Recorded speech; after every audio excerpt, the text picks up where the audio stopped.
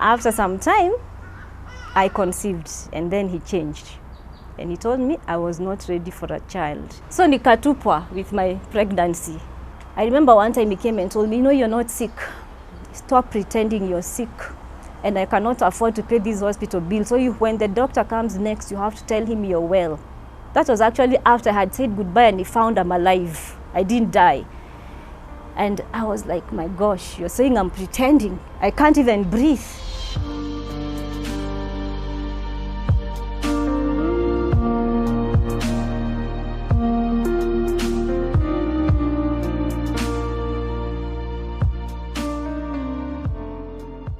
Hi, my name is Faith, or Imani Kimani. Most people know me as Imani because of ministry.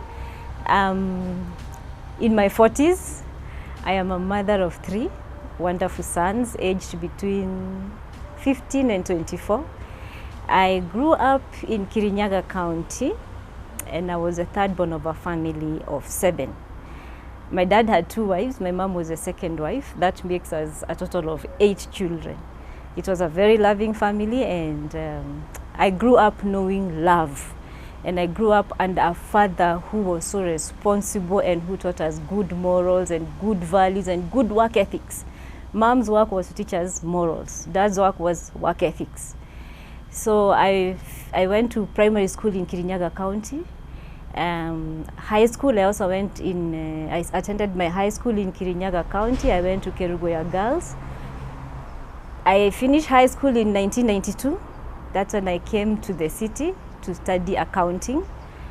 I went to Strathmore School of Accountancy, Strathmore College School of Accountancy, where I did accounting for 1.5 years.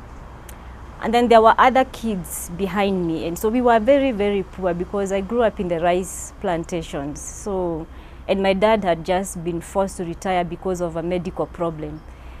So my parents asked me to drop out of college and look for work because of the pressing needs back home.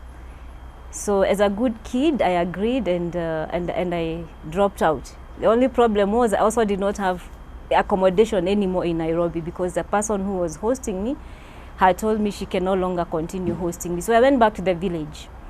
When I went back to the village, life was tough, and then my host in Nairobi came for me and said she cannot get work while she's in the village. And remember, those days, there were no mobile phones, so you had to literally call or walk into an office and send letters to apply. We did not have emails.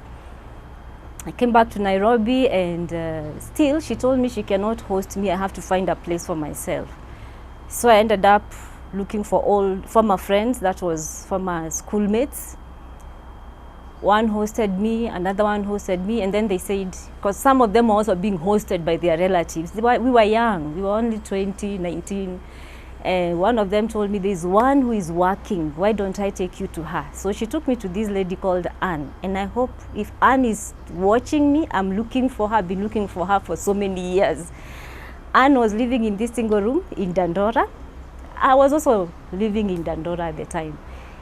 She had a kid, she had a house girl, but she accommodated me with all her heart. So it was me, Anne, the house girl, and the kid. And then at some point, I'm like, this is too much burden on somebody. She's earning a very small salary as a secretary. So my host again in Nairobi called me and said, you know what, you need to look for a man. You need to look for someone to support you. Yeah, you need to look for a man. So I was like, okay, now. And she said it not once. She called me not once. So I remember the guy I had met in the Mathries as I was going to college. We used to bump into each other. He had asked me out, but I had refused. But I had kept his number. So under a lot of pressure, I picked up my phone, I went to the booth, and I dialed him. He was working at the High Court, and he was very excited to hear from me. It didn't take long, we were cohabiting. I just wanted out of Anne's house, and this guy had a 2-roomed house. Anne's house was a single room.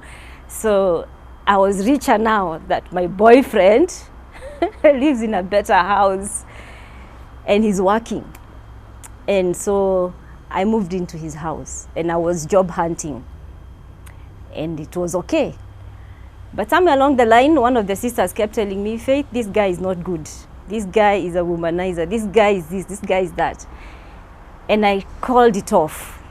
When I called it off, my hosts by then had decided, no, I think we need to get her a room.